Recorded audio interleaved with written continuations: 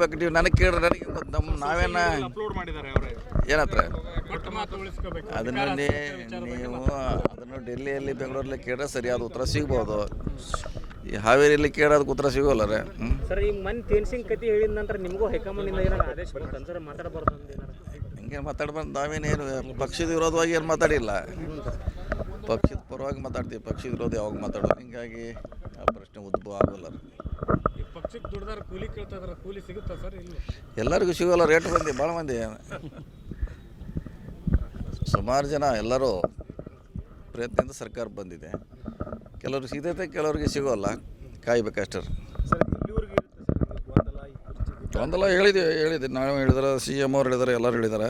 ಆದಷ್ಟು ಬೇಗ ಇತ್ಯರ್ಥ ಆಗಬೇಕು, ಇಲ್ಲಾಂದ್ರೆ ಗೊಂದಲ ಬಗೆಹರಲ್ಲ.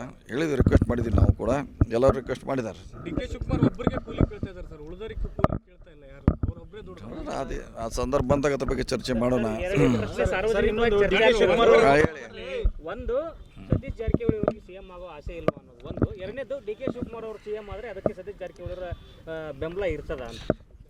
ಅದು ನೋಡಿ, ಪಕ್ಷದ ವೇದಿಕೆಯಲ್ಲಿ ಹೇಳ್ತೀವಿ, ಇನ್ನೇ ಹೇಳೋಕ್ಕಾಗೋಲ್ಲ. ಪಕ್ಷದಲ್ಲಿ ಇದ್ದೀವಿ, ಅದೇ ಪಕ್ಷದಲ್ಲಿದ್ದು ಅದೇ ಪಕ್ಷ ಮಾಡಲೇಬೇಕಾಗ್ತೈತೆ. ಈಗ ಬರೋಲ್ಲ, ಅದೀಗ ಪ್ರಶ್ನೆ ಬರೋಲ್ಲ. ಎಲ್ಲರೂ ಪಕ್ಷದಲ್ಲಿ ಇದ್ದೀವಿ, ಅವರು ಇದ್ದಾರೆ, ನಾವು ಇದ್ದೀವಿ, ಎಲ್ಲರೂ ಒಂದೇ ಪಕ್ಷದಲ್ಲಿ ಇದ್ದೀವಿ. ಹಿಂಗಾಗಿ ಆ ಪ್ರಶ್ನೆ ನೀವು ಅವ್ರಿಗೆ ಸಪೋರ್ಟ್ ಮಾಡ್ತಾರ ಇಲ್ಲ ನಮ್ಮ ಮಾತು ಉದ್ಭವಿಸ್ತದೆ. DK ಶಿವಕುಮಾರ್ ಅವರು ನಿಮಗೆ ಆಫರ್ ಮಾಡಿದಾರಂತೆ ಮೊನ್ನೆ ಭೇಟಿ ಆದಾಗ. ಏನು ಅಂದರೆ, ಏನತ್ರ? ನಾನು CM ಆಗ್ತೀನಿ, ನಿಮಗೆ KPCC ರಾಜ್ಯಾಧ್ಯಕ್ಷರ ಪಟ್ಟ ಸಿಗುತ್ತೆ, ನನಗೆ ಸಪೋರ್ಟ್ ಮಾಡಿ, ಬೆಂಬಲ ಕೊಡಿ. ಅಂಥದ್ದು ಯಾವುದು ಚರ್ಚೆ ಆಗಿಲ್ಲ. 28 ಚುನಾವಣೆಯಲ್ಲಿ ಯಾವ ರೀತಿ ನಮ್ಮ ಪಕ್ಷ ಸಂಘಟನೆ ಮಾಡೋಕೆ ಅದು ಮಾತ್ರ ಚರ್ಚೆ ಇದೆ. ಈಗೆಲ್ಲ ಬೆಂಗಳೂರಲ್ಲಿ ಹೇಳಿದೆ.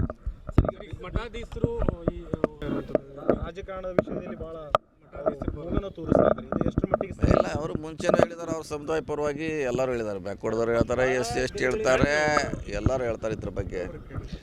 ಅವ್ರವ್ರ ಸಮುದಾಯ ಪರವಾಗಿ ಹೇಳ್ತಾರೆ, ಇದೇನು ಹೊಸದಲ್ಲ, ಹೇಳಿರ್ಬೋದು. ಅದರಲ್ಲಿ ಹಿಂದೂ ಹೇಳಿದ್ದಾರೆ, ಮತ್ತು ಇವತ್ತು ಹೇಳಿ ತಪ್ಪು ಹೆಂಗಣ್ಣವ್ರು ನೀವು. ಹಿಂದೂ ಸುಮಾರು ವರ್ಷದಿಂದ ಹೇಳ್ತಾ ಬಂದಾರೆ ಆಯಾ ಸಮುದಾಯ ಪರವಾಗಿ. ಈಗ ಅವ್ರ ಸಮುದಾಯ ಹೇಳಿದ್ರೆ ಅದ್ರಲ್ಲಿ ತಪ್ಪಂತ ಹೇಳಿಕ್ಕಾಗೋಲ್ಲ. ಮುಂದೆ ನಡೀತಕ್ಕಂಥ ಬೆಳಗಾವಿ ಅಧಿವೇಶನದಲ್ಲಿ DCM ಮತ್ತು CM ಇಲ್ಲ, ಹಾಗಾಗಿ ನಾವು ಅವಿಶ್ವಾಸ ನಿರ್ಣಯನ ಮಾಡ್ತೀವಿ ಅಂತೇಳಿ ಕೂಡ ಈಗ BJP ಅವರು ಮುಂದಾಗಿದ್ದಾರೆ.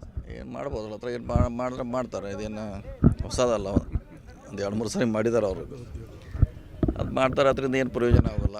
ನಮ್ಮದು ಮೆಜಾರಿಟಿ ಇದೆ, ಸೊ ಹೀಗಾಗಿ ಅದೇನು ಪ್ರಯೋಜನ ಇಲ್ಲ.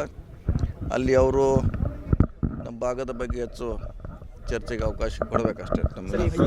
ಈಗ ವಿಜೇಂದ್ರ ಅವರು ಕಡೆಗಣಿಸಿದ್ರೆ ಮುಂದೆ ಕಾಂಗ್ರೆಸ್ ಪಕ್ಷಕ್ಕೆ ಭವಿಷ್ಯ ಇದೆ ಎಲ್ಲ ಇಲ್ಲಿ ಹಾವೇರಿಯಲ್ಲಿ ಹೇಳಲಿಕ್ಕಾಗಲ್ಲ, ಅದು ಇನ್ನೂ ಟೈಮ್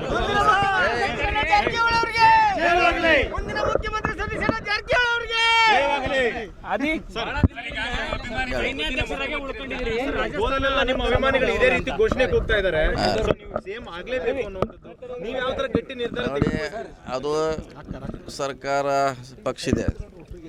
ಈಗ ನನ್ನ ಮೇಲೆ ಇಲ್ಲ, ಅದು ಇದು ಚುನಾವಣೆ ಆಗಬೇಕು. ಮುಂದೆ ಚುನಾವಣೆ ಆದ್ಮೇಲೆ ಅದ್ರ ಬಗ್ಗೆ ಚರ್ಚೆ ಮಾಡೋಣ. ಈಗ ಹೇಳಿದ್ವಿ ಅಲ್ಲ, 28 ಅಂತ ಹೇಳಿದ್ವಿ. ಈಗೆಲ್ಲಿದೆ, ನಮ್ಮ ಇಲ್ಲವೇ ಅಲ್ಲ. Thank you.